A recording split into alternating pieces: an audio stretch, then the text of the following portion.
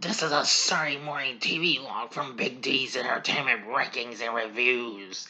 Dun, dun, dun, dun, dun, dun. Welcome to another Saturday Morning TVLog, and this time around it's Teen Wolf, brought to us by Hanna-Barbera Australia and Southern Star. Greetings, my fellow YouTubers, and welcome to Big D's Entertainment Rankings and Reviews. This is Doyle, the Big DTL. So let's talk about the Teen Wolf cartoon. A lot of y'all probably never knew there was one. Originally premiering on CBS in 1986, a year after the success of the movie, this show, I'm gonna say, was not too bad. It was a pretty funny show, and I grew up watching this. Anyway, let me see.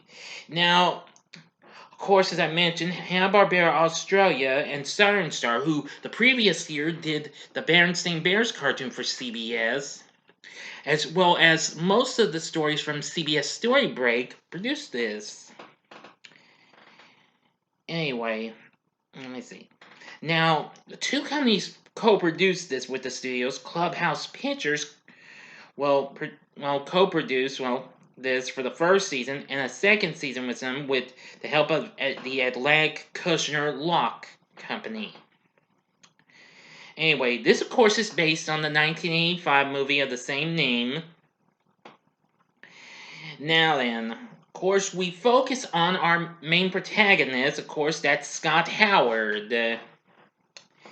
Now, he constantly chases local cheerleader and popular girl Pam while being thwarted by boyfriend Mick, Mean Jock. Now, he spends much of his time worrying about some special stuff, and what I'm trying, what I really mean is social acceptance and the possibility of people finding out he's a werewolf. Yeah, sometimes he'll, as they say, wolf out. Yeah, we'll see a transformation.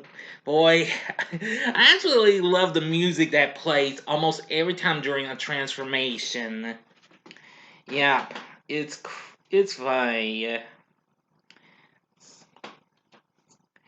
Now, let's see here. Now, other characters from the movie that's back in this include Scott's dad, Harold, who is actually voiced by the same guy who played him in the movie, James Hampton. Yeah, he's the only actor from the film that reprises his role for the same character. Now, he's a laid-back hardware store owner, generally uninterested in the social problems of his son, and he seldom transforms. Also in the cast, we have, Scott's best friends, who are the only two who knows his hairy secret. Lisa Booth Marconi, voiced by Jeannie Ilias. I think I've heard that name before. Yep. Well, she's done voices in lots of cartoons. Yeah, most notably, she's done voices in several tunes such as Dennis the Menace, where she voices Margaret, and oh wow, there's too many to mention. Now, let's see. Now, of course, Booth, is romantically interested in Scott, but he seems oblivious of this. Chase after Pam instead.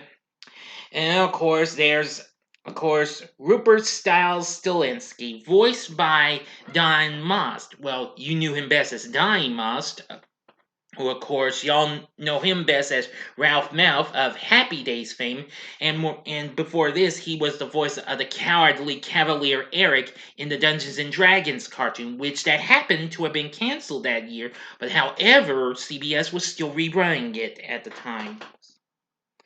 Let's see here.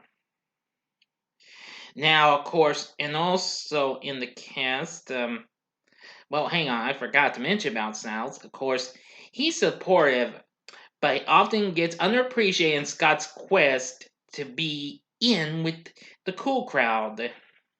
And he wishes to be a werewolf and is upset that Scott doesn't appreciate the gift. Anyway, the rest of the cast, like in the that appears in the movie. There's Pamela Wells, voiced by Ellen Burstyn, who's the most popular girl in Wolverton High, and serving as a cheerleader. Scott's romantic interest, but her boyfriend is Mick McAllister, voiced by Craig Sheffer. Well, Mick always thwarts Scott and picks on him for being an outsider, but Pam is unaware that Scott is a werewolf like his family before him. Like everybody in Wolverton who doesn't know the Howard family secret. But anyway, let's see now. But now there are additional characters in this on the show, which include Grandpa Howard and Grandma Howard. Grandpa Howard is voiced by Stacy Keach Sr., while Grandma Howard is voiced by, well, late great voice goddess June Foray, who also happens to voice Scott's younger sister Loopy, who also was the werewolf. Foray also voices the Howard's nosy neighbor, Mrs. Ceslick. Now, Grandpa Howard is an immigrant from Transylvania, and he spends most of his time in his werewolf form, only assuming a completely human appearance when he must. He is a constant source of embarrassment to his grandson, Scott, because he's always running around on all fours chasing cats and getting into trouble with the neighbors. Now, Grandma Howard is also from Transylvania, and she stays in werewolf form most of the time too, but it's not as embarrassing to Scott, though. But she becomes an ally in his attempts to keep Grandpa's behavior under control. She's sometimes represented as a fortune teller, similar to a stereotypical gypsy, and has sometimes performed other magic, such as brewing potions, making her seem similar to a witch in some ways. Yeah. And as for young Loopy, though, she's not old enough to know whether she is a werewolf or not, but she desperately wants to be one. Actually, in one episode of the series, she is able to transform because of a magic spell, but since the spell turns anyone to a werewolf temporarily, she still does not know her true status. But anyway, yeah. Anyway, now again, I'm going to tell you this. Now, the show focuses on the themes of coming of age and fitting in, while generally keeping true to the main ideas of this. Well, this version made just a few changes from the film, as I've already mentioned with the characters. Scott Howard and his family now live in the fictional town of Wolverton, a small town constantly drawing tourists because of its history of werewolf sightings. Because if you remember in the film, the town was called, I forgot to bring this up, Beacon Town. Now, Scott wasn't the only child who lived with his father in the film, but the cartoon gave him a little sister and grandparents, as I've already mentioned. Despite the youth audience, the cartoon series delivered very powerful critiques of disability and civil rights. Freely invoking on asthma attack or seizure, the series centered on how Scott felt weird immediately before and during his werewolf transformation. Although he never hurt anybody while he was a werewolf, Scott was conscious of his difference from other teenagers and had to make accommodations for himself. He also expressed frustration that the residents of his town had stereotyped his people. Anyway.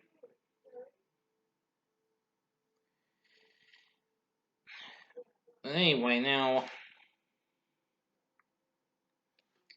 here's some more changes from the actual film. Let's see.